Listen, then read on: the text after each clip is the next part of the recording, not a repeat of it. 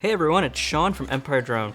Today we're looking at the all-new DJI AGRAS T20 spraying and spreading drone. As the successor to the AGRAS T16, the T20 sports a larger spray tank and some worthy safety and operation upgrades. Let's take a look.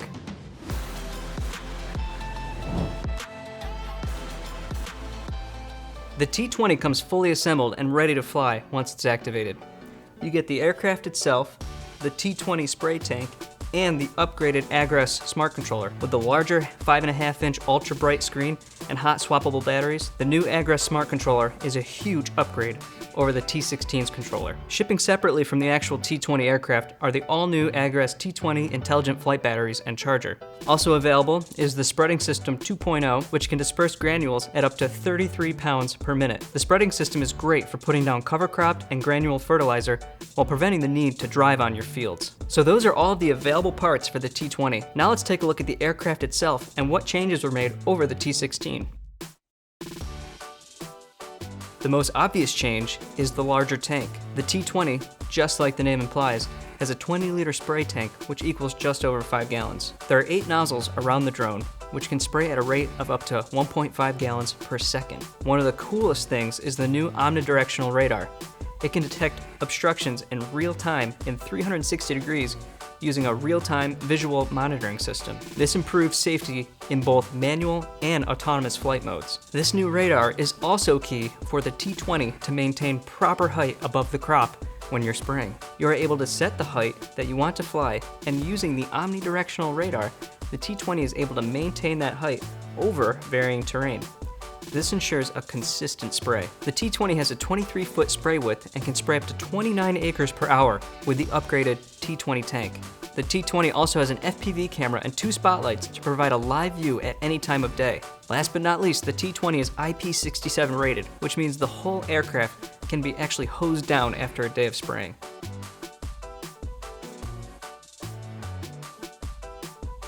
So I know that was a lot of specifications. So let's move on and talk about its operation. If you ever have any questions, feel free to contact us at any time, because one of the big questions we always get is, how can I spray my whole field with only a 5-gallon tank? That's not enough volume to hit it all at once. Exactly. Traditional spraying ideas need to be thrown out when using spraying drones like the T20 and replaced with the following method. First, you map the field to set the spray boundaries. This can be done in a few ways, either by flying the drone around the perimeter or driving or walking with the RTK-enabled AGRAS controller. This sets the boundary of the field. A more advanced method is to map the field with a Phantom 4 RTK or Phantom 4 multispectral. For the simplest operations, the field only needs to be mapped once. The field is saved in the DJI Agricultural Management Platform and can be loaded and used whenever the field needs service. Once the field is mapped, the flight path is set, and the spray parameters are entered, the drone autonomously begins its mission. When the drone runs low on liquid payload or battery, it automatically returns to you for a refill or a battery swap. Drop in the new battery and the 20-liter tank, hit go, and the drone returns to the location it left off and begins spraying once again. The depleted battery can then be thrown on the charger and the T20 tank refilled. We recommend having at least 4 T20 batteries and 2 T20 tanks. It's also best practice to bring a generator in the field to continually recharge the depleted batteries for the next flight. I also just want to note that the drone can also be flown manually for spot spraying operations and does not always need to be flown autonomously.